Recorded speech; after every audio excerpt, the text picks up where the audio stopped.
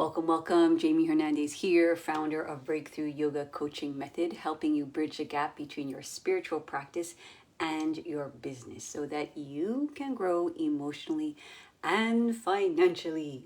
So, have you heard of these following archetypes? Now, first of all, let's get clear on what archetypes is. I know that in our community, this might be a common word, but just in case, one of the definitions in Jungian psychology is archetype is a collectively inherited unconscious idea. A collectively inherited unconscious idea, pattern or thought, image, universally presented in individual psyches. Okay, so that is the definition of archetypes, and there are literally endless amount of archetypes. But I want to talk about 3 today that I've noticed in our spiritual entrepreneur community that tend to come up the most. Now, let me know in the comments if you have your, unconscious part of you that tends to come up, or how it sounds, or what it looks like. But I think if you stay on this training, you're going to start to realize that just because we understand things from an intellectual point of view, it goes so much deeper. And if we don't look at the deeper ways that these kind of archetypes can literally run our life and our business, then sometimes they can kind of sneak in with very rational, very kind of like reasonable ways of guiding you. And so the 2 ways, basically, if we allow our unconscious mind to guide us, is either it's going to lead us down the path of our truth, number 1, or it's going to lead us down the path of our lie, period.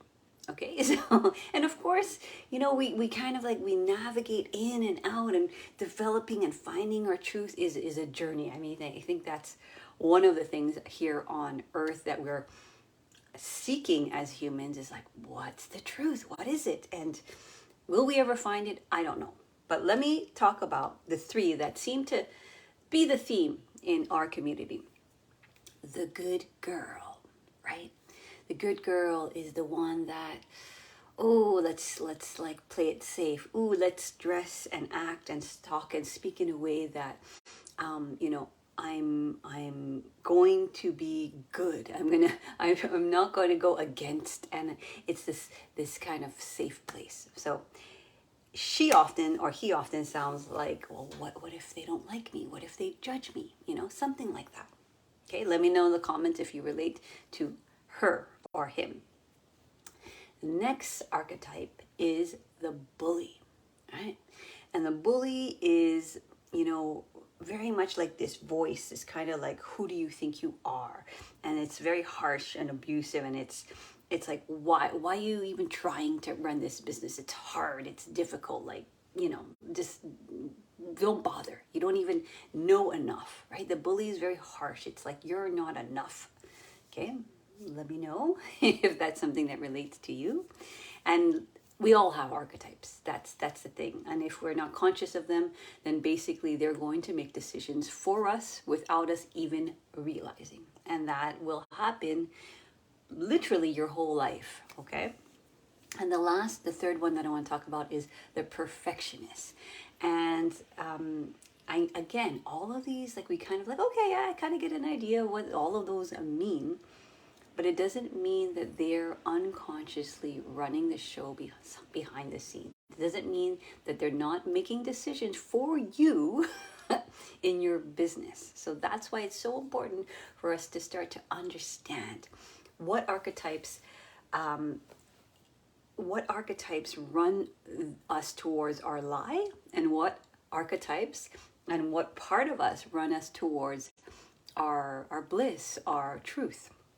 Okay, so let me talk about the first one, okay, the good girl. So I'm going to tell you a little bit about one of our clients, and she came to me when she was really at this crossroads. I think she was on like maternity leave, and had like a few months to go back to her social work job, or to continue to go towards her business that she's been developing for a couple of years, that is working with aging seniors. So I asked her, so what do you like about both? Because I'm not telling you one is right and one is wrong, okay? It's, if you were to work with me, what we try to do is, well, what is your truth? What is your truth? What do you need? Okay? What is your soul need? What is it that you need to feel safe in order to go towards your dream? Okay? So she said to me, when she started talking about her business, she's like, oh, it's so fulfilling to work with aging seniors and to develop programs. So she does laughter yoga, she does movement and dance, she does like these, I forget what she calls them, but these sort of like these talks, but she starts to understand them from like a generational point of view. And so for her, like when she started talking about her business, like her eyes lit up, she got really big and expansive, and she just got it really excited. And I asked her also too, like, well, how is it going, and one of the things, so that's on the sort of like the emotional fulfillment level, but also the business is going well. Like her business was going really well. It is actually, her rate of return was actually higher than her paying job, right? So that means the hours that she put in is giving her a way higher return. I would say 3x, even more, of what she would put in like 1 hour in her job. Yeah. So then I asked her, then she started talking about her social work, right? And then she started to sort of like, her posture started to change. She started to condense a little bit. And she would start talking to me about the commute and how long it was. And then right before she would enter her building, she would say she'd almost have like this kind of slight anxiety because she didn't necessarily vibe with some of the people there, and and then she started talking about the work, and she's like, she was good at it. It was her zone of excellence, right, versus her zone of genius. She was good at it, and she said it, like, she's helping people, but there was, so much of it that just drained her. And so she was talking about how, when she get home from work, she hardly had any energy to play with her kids. When she actually would do maybe the paperwork, she'd feel, it was such an energy suck. So there were certain things that she was good at and certain things that she enjoyed, but there was a lot of part of it that she didn't enjoy. And one of the things that kept her there was, well, she had the benefits, right? And yes, right, she had the benefit of working there and having the dental and everything for her family. And because the business has been running for a few years, so I've never, what do you call it, burn the boats and all, just go ahead and just do your thing. We look at how the business is running. We look at, how sustainable it is. We look at the longevity. And she's been running this business for a couple of years and making more than her current job. So it was, what do they call it? There's a word for it, but anyway, it was proven, right? Proven. It was proven that it's working. Yeah. So there was this transition, right, where she kind of knew, and she's always told me, she, even before we started working together, she knew she wanted to let go of this, of the social work, because it just kind of sucked her soul. And she wanted to write her resignation letter. And so a lot of the work at the beginning, if you were to work with me, is to really see, well, who is running the show there and what is blocking you. So we went back and we did what we call the 3-level clearing. And we start to see that there was a moment in her life where, again, these things are like, sometimes we don't remember them, or they're so unconscious, or they're buried, deep in our subconscious. where she was in her bed and her parents were fighting with her sister because her sister was a little bit like very adventurous. She would sneak out at night and bring home boys and all this stuff and whatever, like teenager stuff. But of course, it caused a lot of, conflict with her parents. And so she would hear them screaming and yelling at each other. And her, as a little girl, it was very scary, of course, because whenever your tribe, right, and the people that take care of you is being threatened, then your survival needs are being threatened. Okay, so that's one thing that we have to understand, and especially when we're younger. So when we're younger, our physical body kind of takes in an imprint of fear. Yeah, it's primal. And the other thing that it does is when you're a baby, you have or a little girl, you make meaning out of what's happening.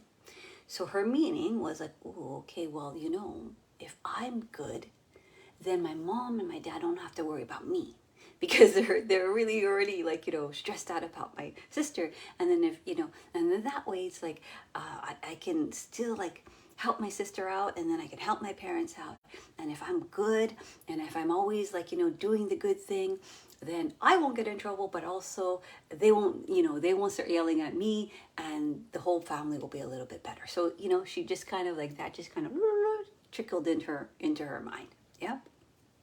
And then energetically, it's like, oh my God, okay, to be safe, I'm just gonna stay right here. Stay right here. Yeah. And so in the good girl, here's what starts to happen. So it's like the first imprint. But anytime you move forward, this is how it works. Anytime you move forward and you feel like the body feels that same kind of stress of there's conflict. If I move towards the conflict, then it's dangerous place. So I just stay in that safe place of being a good girl.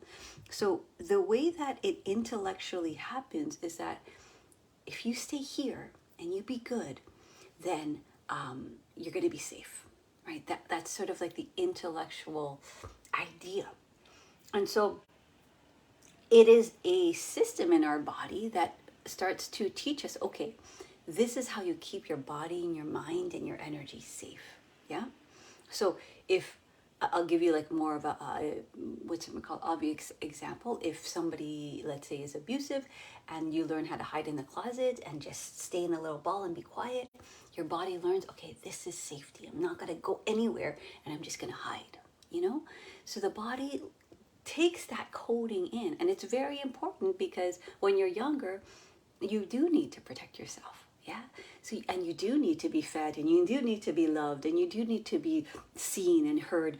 So you do what you feel is this is what's going to get me my survival needs. So those needs are important.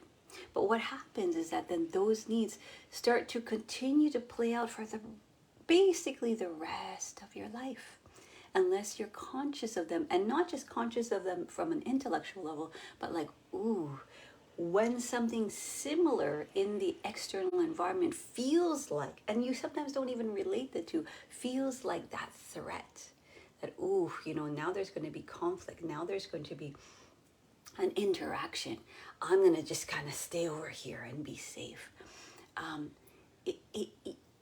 It's so subtle. So of course, and this is what it starts to do, it starts to problem solve. So instead of figuring out what it wants, instead of figuring out, and we figure out what we want, because that's really what I teach our clients as well. We know what we don't want, and we know what's familiar, but it's not comfortable. We know, what we're scared of. We know, what can go wrong. But that is very different from knowing what you want. Knowing what you want and knowing what you don't want are not the same. They're not the same. Just because you know what you don't want, it does not create clarity around what you want. It's important to know what you don't want, but it is also not the answer for what you do want. So sometimes what happens is in the problem-solving reality, we start just fixing what we don't want, right? And so of course, in her case, she didn't want to lose the benefits. She didn't want to lose the safety. She didn't want to lose the 9 to 5. But yes, very normal. She didn't want to have conflict with her boss. She's already feeling like there was tension at work. She didn't want to disappoint people who she was, helping in such a beautiful way. And so, and that's all like the good girl archetype. But here's the symptom. If you are feeling drained, right? And if you're feeling like, if there's every time you go to work, there's like a sense of anxiety, right? And there's this sense of kind of dread of facing the people that are going to be in your vortex for the 40 hours, there are symptoms that start to let you know, there's a misalignment here, And I'm not saying in misalignment, sometimes we can readjust and come back into alignment in the same situation. So it's not always a situation, but there's something there, right? And so when I asked her, like, well, what do you know? What do you want? What do you want? And her dream was like, I would love to have a spacious schedule where I make enough money that I can go on vacation, I can, pay my bills, I can, have abundance, I'm not kind of just, and have energy to play with my kids. So guess where she is now? I called her the other day and she's like, yeah. With this deep breath, I'm sipping on a tea or coffee, and I'm, in between, teaching, and I'm just so excited. Like they went on a vacation to Hawaii together, and this was part of her. It's so funny when she was talking to me earlier. She's like, I've envisioned myself like being on a beach with my whole family. So she recently came back from vacation, and she just felt at ease and just so happy to have made the decision to put in her resignation letter, which was scary as F, and it took her like a month to finally do it. But that's where we started the work, right?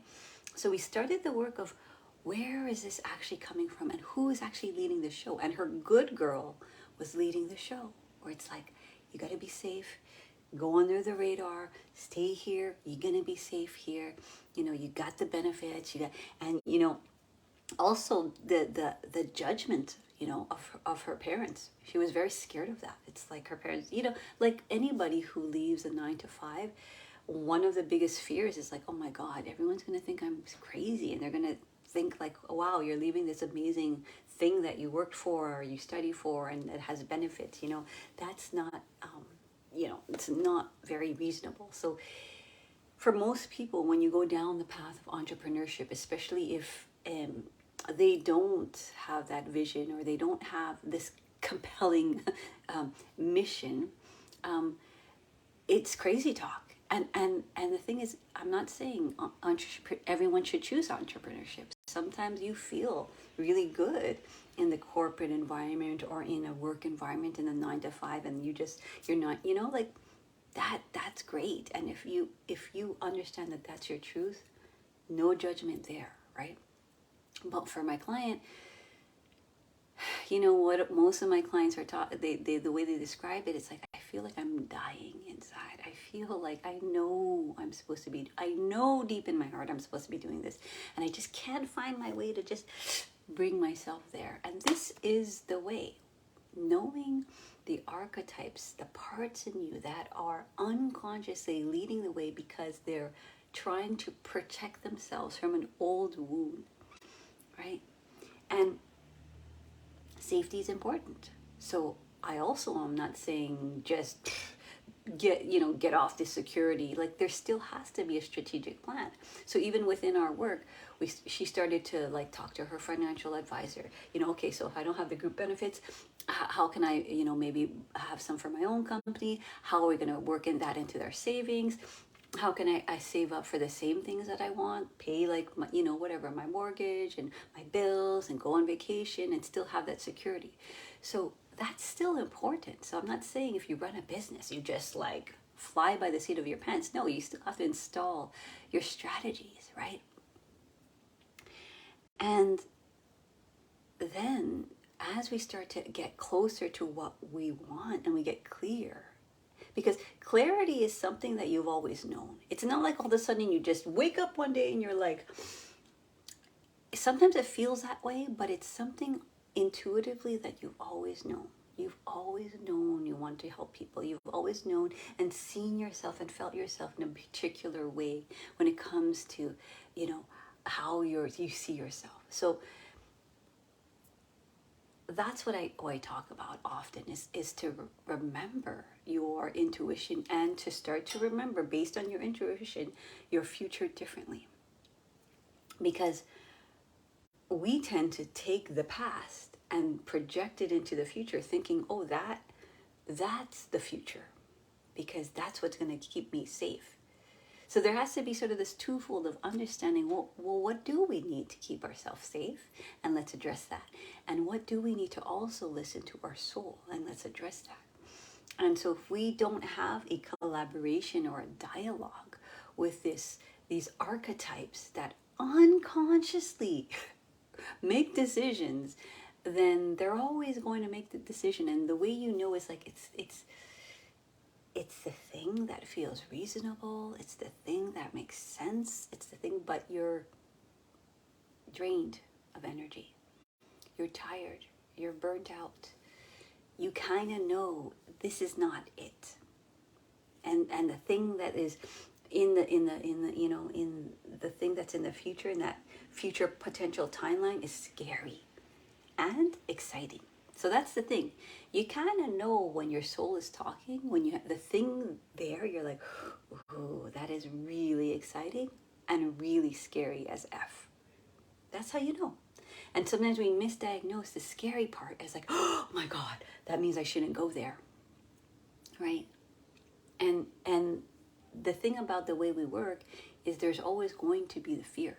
So if for example, you're going to travel and you've always wanted to travel and you've always wanted to travel to this country, and it's been like 10 years you've been dreaming about traveling to this country, right before you travel, there's still going to be that like survival, that fear, that like, oh my God, okay, do I have everything ready? Am I ready to go on this? Oh, is it going to be what I thought? Like there's still going to be your fear factor that comes in. But that's important, because then we take care of our physical needs. We make sure, okay, we got enough money, we got the paperwork, we got our whatever we need to do. So this is important, but we can't let it stop us from doing what we want, right? We can. I mean, if you want, it's your choice. But where it's not a choice is when you're just letting it run the show without consciously knowing it's running the show. Or all of a sudden, you start to think of all of the reasons why you shouldn't be going where you wanted to go for the last 10 years. Does it make sense? Okay. Now, let's talk about the bully. Okay. So I have a client. Our program is 8 to 12 weeks. He was in this eighth week of our program. And one of the things I help our clients do is help them develop a program based on their past, their experience, their real life experience, their professional experience, and their client experience. And we base it on, what have you always been drawn to? What excites you? Who are your dreamiest clients? And it's a process of, again, taking care of those unconscious blocks. But as the unconscious blocks they're feeling safe and collaborated with, you'll start to see like the soul starts to be like, this brilliance starts to come out, this insight starts to come out. So for the last 8 weeks, we're really diving deep, because this is what we do. We really dive deep in understanding the depth of our client, their core wounds, what they struggle with, their pains, and how does it show up in their life. So we're working with some clients. He's been working, of course, on himself and his own healing journey. And, so he really got into like deeply like what their pain is, how does it look like, and deeply what they want, right? So his clients strive for excellence, but they have this kind of like this push that exhausts them. And then they feel like the harder they push, it's almost like a double-edged sword. The harder they push, the tireder they get. But the harder the more they don't get to where they want, the harder they push. And so, we talked about it for weeks and weeks and weeks, and we talked about, well, what does that kind of client need? What do they need in their program, right? And then we talked about, the program. And again, when your creative genius and when your insight comes, it comes like a flow, okay? It's like writing. It's like poetry. It's not something that you're like, it's a transmission. Okay, and that's how you know the difference between kind of intellectual safe part that doesn't want to like kind of be seen or heard, and the one that's just brilliant and insightful. And it's just so he had many moments of those brilliant, insightful moments, that I wouldn't even like. That's the thing, like with your clients, you're the only one that really knows them. Like all these insights that he was coming up with, it's like, even though I've been teaching for years and years, I don't know that client as well as he does. And then I think we took a little bit of break, and then he messaged me and he's like, I think I have to sell a program I really believe in. And here's the thing, if you were his coach, two things could have happened. You could have been like, oh yeah, okay, and then completely shifted to another thing. And yes, I get that. Like, if that's what you first come with me with, where you're like, I really have to, create a program that I'm in alignment with, then and that I believe in, of course. And that's the process I take you through. But you see, we already went through the process of talking about the same thing.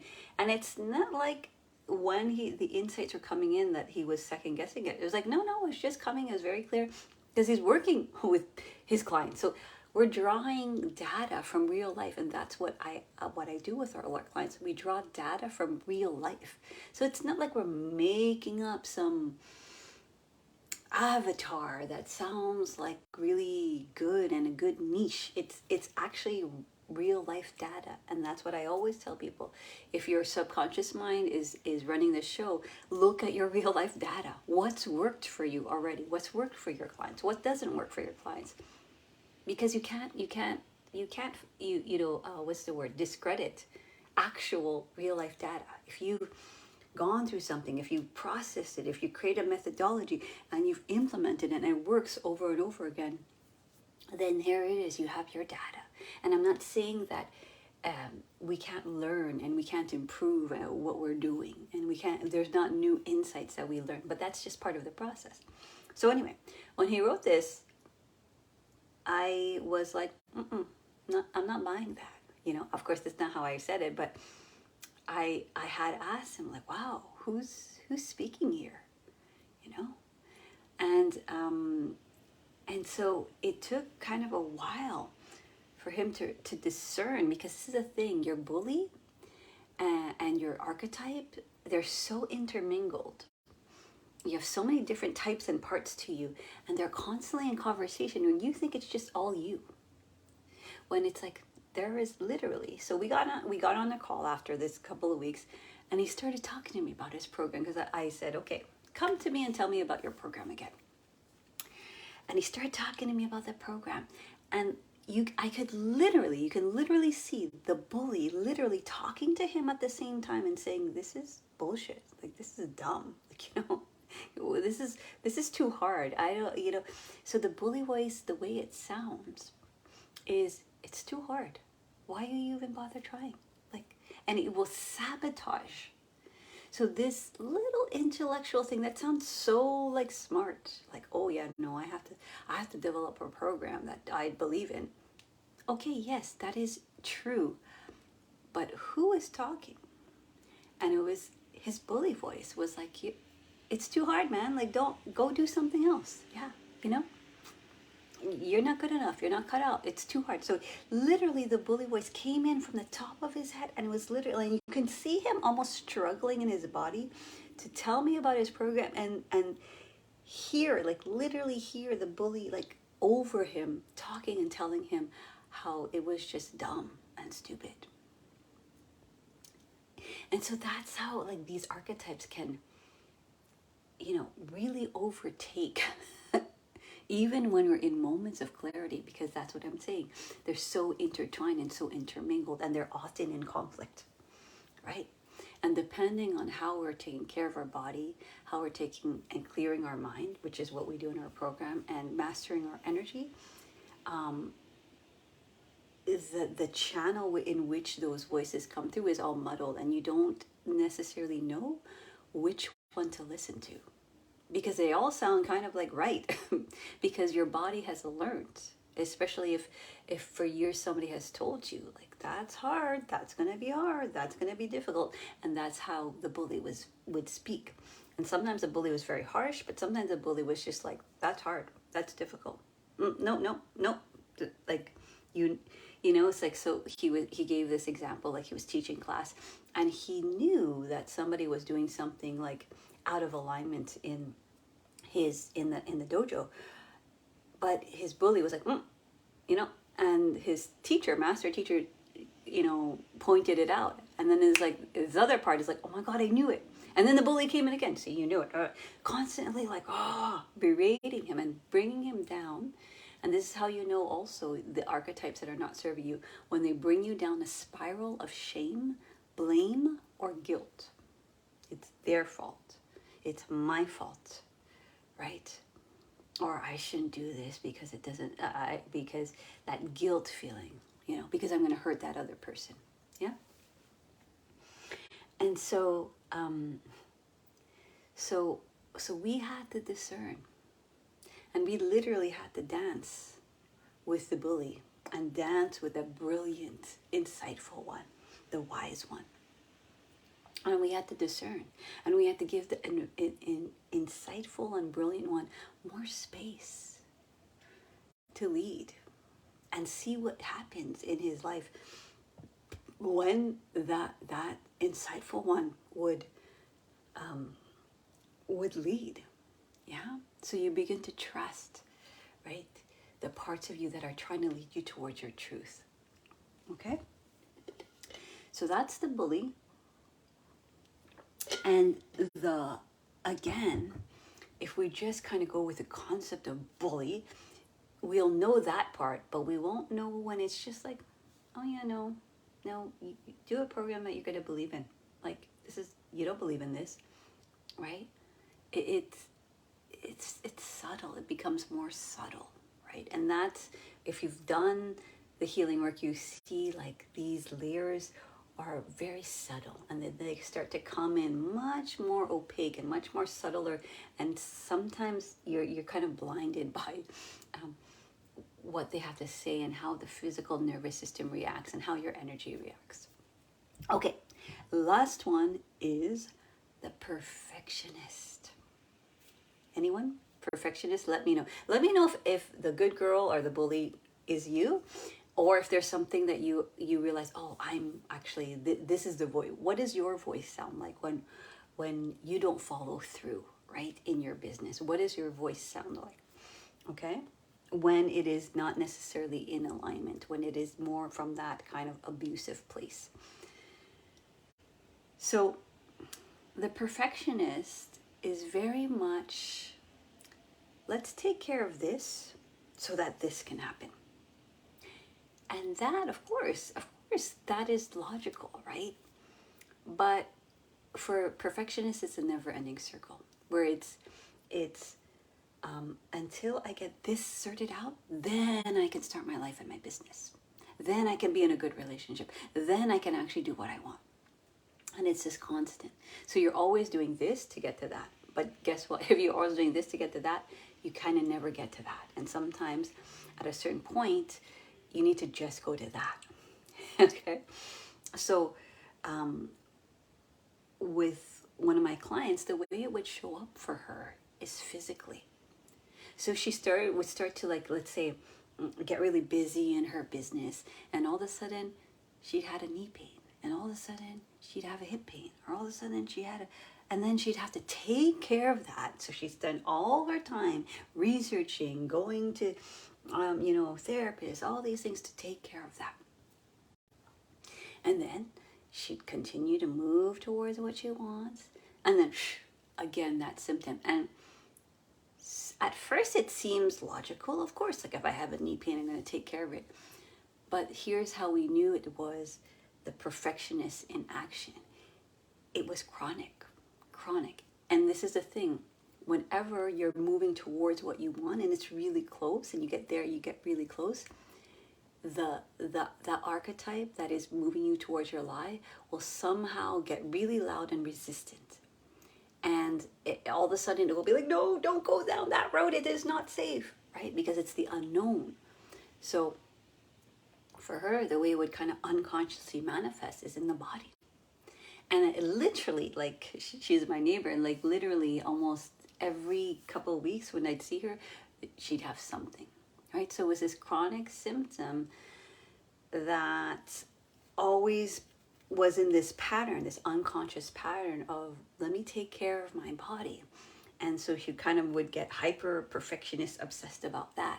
And then I can kind of take care of what I want or do what I want.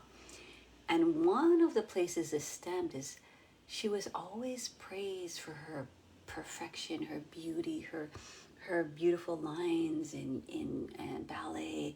And so that part of her, especially because she always felt like she didn't belong in certain situations because she was looked a certain way, she dressed a certain way, she felt a certain way, and never felt like she belonged. So that part of her that will, well, at a certain point rebelled against the good girl,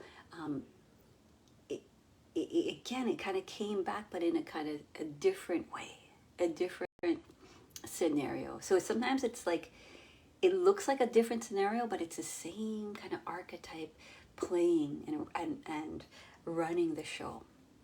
So the interesting thing is, well, as we start to notice these chronic, this chronic pattern, this chronic symptoms, well, one, her symptoms started going away.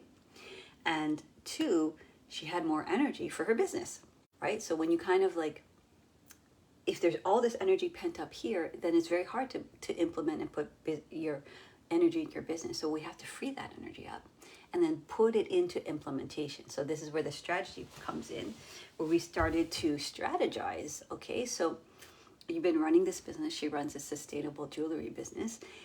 And so like, so what is working? And for her, her sales, her marketing were all strong. And the only reason why the business wasn't kind of scaling is because she just would stop. So she'd kind of get into her, what do you call it? Her body thing.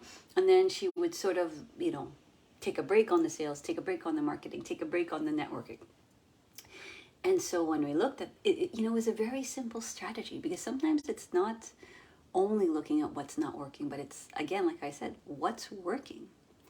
And actually also too, she really thrives. She really loved sales. She really loved networking. She really loved aesthetics.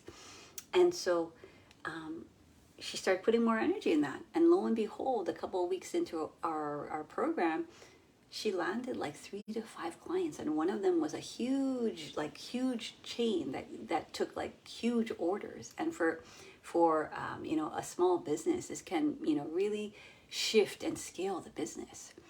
So so that's how the perfectionist is, that one that is like, let me do this to get to that. So for her, it was always sort of like that physical thing. And then, okay, so if I take care of this, then this will finally get taken care of. But if you see, taking care of all the kind of chronic, misaligned, like things in her body, never really took care of where she wanted to go in her business. And even sometimes what happens with the perfectionist energy, when they do have energy, they put creative energy into, again, another creative project that is not what they want. So early on, when I was asking her, like, what she wants, she was talking about opening up a cafe and all this stuff. And that sounded great, but it wasn't really what she wanted, because it's like that perfectionist energy, like, well, let me just try this when I actually want to go there. Yeah. So why it's important not to just intellectually understand these archetypes is because they will be very subtle, and they have this, they kind of can sound very reasonable and very like intellectual and very like, oh yeah, okay, yeah, that makes sense. That makes sense. I have to take care of my elbow, or that makes sense. I have to create a program that I believe in, or that makes sense that I have to stay with my benefits. But again, we have to see who's leading the show. And I'm not saying that your soul will never make those types of decisions. It's the ability to take care of your needs and your soul needs. That's what I teach in our program. It's the ability to get really clear on what you want, right? And discern between what you don't want. It's to understand and discern all of these different archetypes that are so melded together that sometimes you just think it's one voice, and you just sort of like whatever is happening during that moment. It's like if for example and archetypes that are leading you towards your lie will come when your body, your mind, and your energy are not necessarily really well nourished and being fulfilled. So if at 12 o'clock at midnight you feel tired, you feel burnt out, you got triggered because you had a fight with your husband or your kids, and you're trying to make like a major business decision, you bet your archetype is going to be the one making a decision, right? So it's really important, and this is what I teach all our clients, is to take care of the body, to take care of the mind, to take care of the energy, to expand in your pleasure, to expand in the whys, the other archetypes. And maybe I should do another archetype. Like, so these were the archetypes that fuck with your business. We'll do another another one where the archetypes who actually lead your business, the leaders. So we can try that next week. And we can start to see the different archetypes that actually are leading you toward your truth. Because in the end, it really is only you that knows. All of these different parts of you, they're, this quiet, centered, neutral part of you is really the one that has known and has always known. So our work, when we work with the body, when we clear the mind, when we master our energy, when we understand how to use our creativity so that creativity doesn't go back into creativity and you just have this big creative idea circle that never kind of gets implemented on the 3D, then, that part can always be the one to make decisions and bring you towards where you want to go. Because my promise is, if you were to work with me, as long as you get clear, we get clear together, and I help you, I bring you on that path towards clarity. As long as you stay on that path, that dream, that vision will happen. How long it takes, is the collaboration of the universe. It's the ability to listen to when life is like, here is the answer, because sometimes life will give you the answer many, many times, and sometimes you don't see it happening and you're not able to receive it because there's too much intermingling of all of the other archetypes that are kind of moving you more towards your lie. Okay, so let's recap. Okay, the three major archetypes that we talked about today was the good girl, was the bully, and was a perfectionist. The good girl is that one who, okay, if I just stay here, if I am good, and I'll be safe here, yeah, and I won't create conflict, yeah, and if I kind of act in a certain way that is going to be accepted by the tribe, I won't be kicked out by the tribe. The bully is the one that is really harsh and abusive and constantly is bringing you down these spirals of shame, blame, and guilt. And the one that's kind of like telling you like you're not enough. Oh, what do you think you're doing? Like, it's that like you can't do it, right? So again, we can understand it intellectually, but if we're not careful, just like with my client who wanted to all of a sudden create this whole new program, that was the bully that was leading the show, even though it sounded very intellectually like sane, of like, yes, I have to create a new program based on, what I believe in. Yeah, not after we've spent weeks in the channel of insight, Yeah, and it became in the transmission was coming out clear every single time.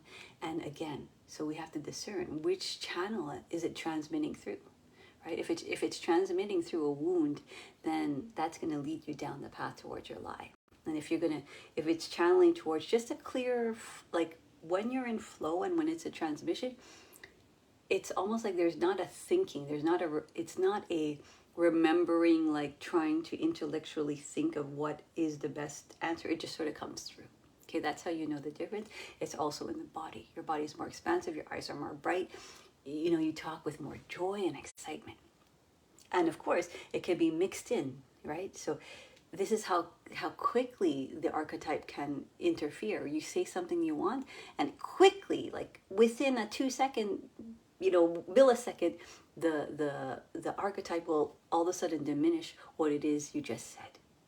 And that's where it's like, if we don't discern between those two voices that are so close and have such an intermingled relationship, we're going to kind of lead ourselves down the path of what it is we don't want. Hey, Rashi, let me know if any of this resonates with you, and let me know which archetype resonates, if any, if it was the good girl, the bully, or the last one that I'm reviewing now is the perfectionist. And the perfectionist is always, let me take care of this and then go there, right? So watching. Oh, cool. So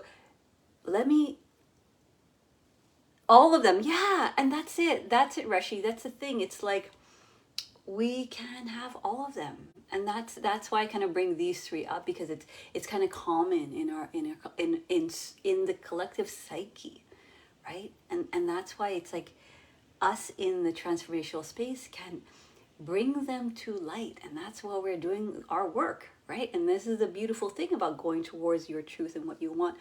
You start to reveal the unconscious in you, and then you can help other people. And that's the beauty of this work, where it's like, the more we kind of take our own medicine, the more it's like, we can start to share and wake up other people in their own truth, right? In their own light. And that's what we want. We don't want to necessarily preach or prescribe what we want, but we want to bring people closer to their truth.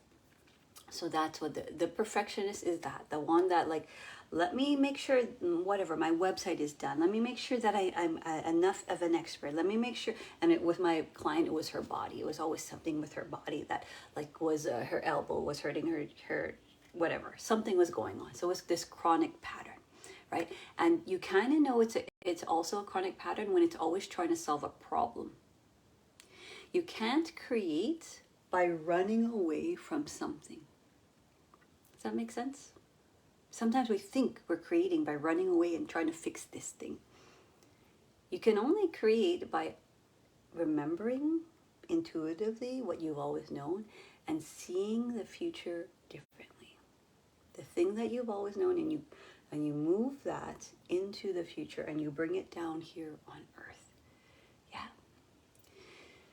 So those are the 3 archetypes. And interesting. Okay, so one thing that was interesting, just to get the ball rolling, Rashi, just in real time. Okay, so it's good to know. Okay, so now you know, but we don't want to just get off this training and say, okay, cool, now I know. Like, and then what, right? So the next question you want to ask yourself is, how do they sound? So think of a time where you, like, whatever, maybe you felt burnt out, or you were sort of, not necessarily, you were some kind of spiral of doubt or of uncertainty, of fear or shame, some kind of spiral. And it was very hard to make a decision or to move forward. Start to think, Rashi, like, what did that voice sound like? What, because like, for example, one of my clients, he every second word would always be like, it's hard, it's difficult. And I had to ask him, like, whose voice is that? The hard and difficult. And when he really thought about it, it's like, oh wow, yeah, it's true. That's my mom's voice. My mom would always say everything is so hard, everything is so difficult. See, so these unconscious things that we take in as ours are not even ours. So that's why I want you to ask yourself, and maybe now you can even write it. Like if there was a moment in your you kind of maybe didn't follow through on something that you wanted to do in your business or in your life or with your relationship, and you had that voice. How did it sound? And really interesting, what is it like? How does it take over your body, right? And so for one of my clients, it's like she would always go underneath the covers. She would read a book because that made her feel safe. And I'm not saying not to do that, but it's just that it was more of like a numbing out. It was more like I don't want to deal with this, and that's okay.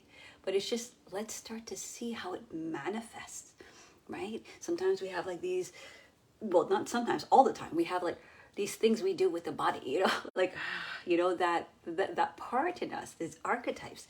So they sound a certain way and they act a certain way, right? They even have a tone of voice, and they also come in your energy field a certain way. So with my client, it was always like, oh, here, like literally when he was talking about his beautiful program, it was literally, he almost had to like, shh, like he almost had to push it out of his field because it was so loud. So Rashi, let me know, like, what does it look like? Because that's the first step in creating a collaboration. Now here is where we think we just have to get rid of them and just shut them up.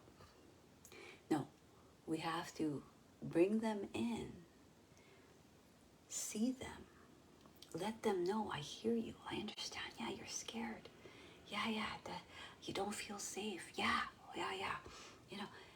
and give them what they need.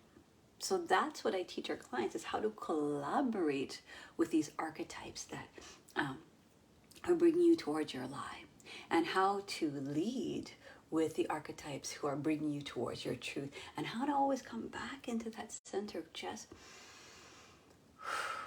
kind of sometimes knowing when to just be, because that's usually when the space of creativity, the space of clarity comes, is there's the ability, like, can I just be here?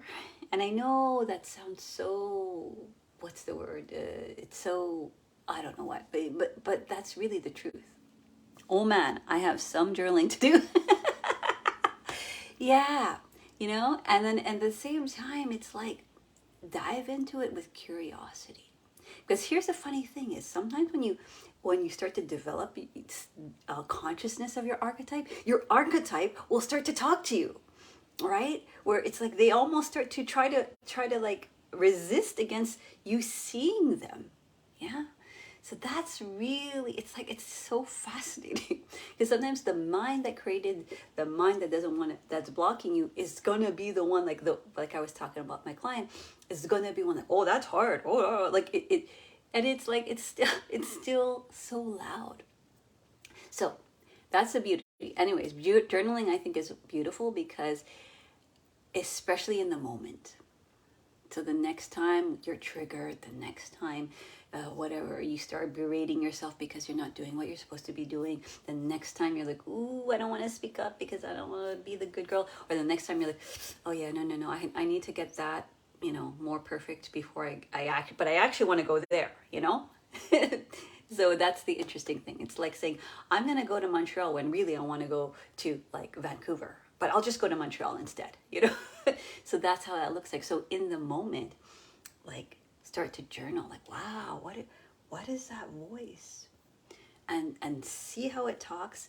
Ask yourself, whose voice is that? And not from a place of blame, but it's like, ooh, it's not even my voice. And for so long we just take it like our voice, right? And that like the body, right? What does the body do? How does it start spiraling, where you kind of bring yourself so far down your own kind of balance point that all of a sudden all of these archetypes are like, woo, having a party.